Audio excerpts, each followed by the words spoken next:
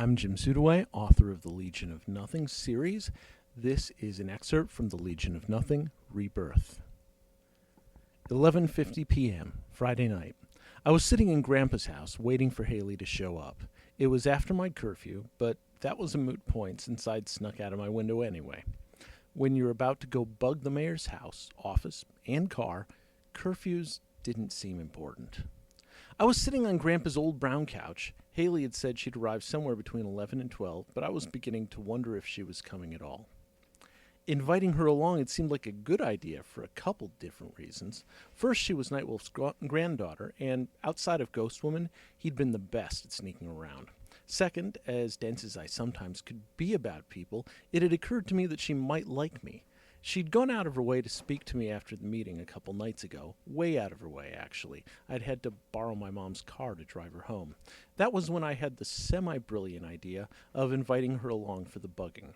It wouldn't be a date because it was work, but at the same time it would allow us to hang out and give me a chance to figure out what was going on.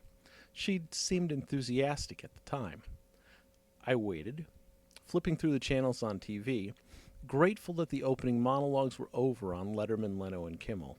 It was easier to feel like I wasn't dragging my grandfather's name through the mud when I wasn't hearing people joke about it. 11:10 a.m., Saturday morning. Maybe, I thought to myself, she wasn't coming. I'd blundered pretty seriously when I tried to check for fangs. Obviously, she was sensitive about that. For that matter, the bit where I'd assured her that she could change back, that statement implied that her change was creepy, which was what she was worried about in the first place. In reality, she was cute either way. It's just that when she monstered out, she was cute with murderous claws and an inhuman skin tone. Not that I would ever use the phrase monstered out, I think. She arrived at 12:16 a.m., or so said my cell phone, dropped off by a 40-ish blonde woman in a rusty Honda Civic. I opened the door as she walked up. She waved at the car and turned to me. "Hi, Nick." She was wearing a black skirt and a red t-shirt that said Leo's Italian Dining and Pizza Takeout.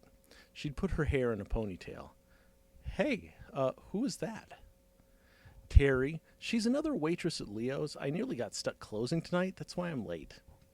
Haley's and Travis's and Marcus' family owned a small chain of Italian restaurants, a couple of dine-in, and a few takeout pizza places. Everyone in the family did their time as staff. "Do you mind if I shower before we get into costumes? I reek of pizza and grease." I hadn't noticed, but whatever. She was the one with better than human senses. We had to go downstairs to HQ for her to shower, because there hadn't been any soap in the actual house since Grandpa had died. While she showered, I slipped on the stealth suit, went into the hangar to ready something else I thought we might need. When you weren't trying to hide the stealth suit under your clothes, you could use some additional accessories.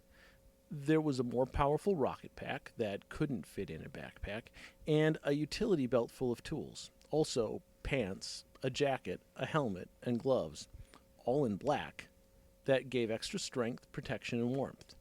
Warmth came in particularly handy at night in October. Grandpa had mostly used the stealth suit when he needed to break into buildings. Soon after, Haley came out of the bathroom in costume, all black with a gray wolf on her chest. It felt awkward in a way that it hadn't when we'd gone out on patrol. Part of it was simply that back then I thought about her as Travis's younger sister, someone who, to be honest, Daniel, Travis, and I had tried to ditch as quickly as possible as kids.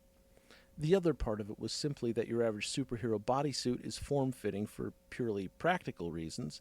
It makes it harder to get a grip on your clothes, for example. But for a teenage boy, well, even the most modest bodysuit is distracting. Hers didn't show much of anything, but still. After a moment of mentally flailing for words, I said, "Half of us still haven't come up with code names. How about you?" Her expression was somewhere between amusement and annoyance as she said, "No, but I should. Did you see the paper after we fought Man Machine?" The Grand Lake Sentinel's headline had been, "Rocket and Sidekick Defeat Man Machine." We left in Nightwolf's car. She drove. I had pulled it out of mothballs at Travis' suggestions, but she had as much right to it as he did. More than I did, at least. After the last debacle, Isaac had arranged 3 separate license plates for it, none of which had any connection to the Heroes League. Bugging the mayor's office went smoothly. Haley scaled City Hall and let the roach bots in through a boarded-up window.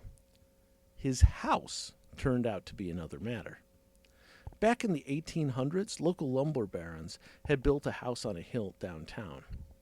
Mayor Bauman had bought one a couple of years before he ran for office. It was a Victorian, like a lot of houses in Grand Lake proper, with 2 turrets and a large lawn. A police car was parked in front of it. Above the house flew a woman who appeared to be on fire. Haley drove past. I looked out the window, which was now tinted dark enough that no one could see inside. "This doesn't look easy," I said. "Be optimistic," she said. "We'll think of something." If love was blind, were teenage crushes unrealistically hopeful?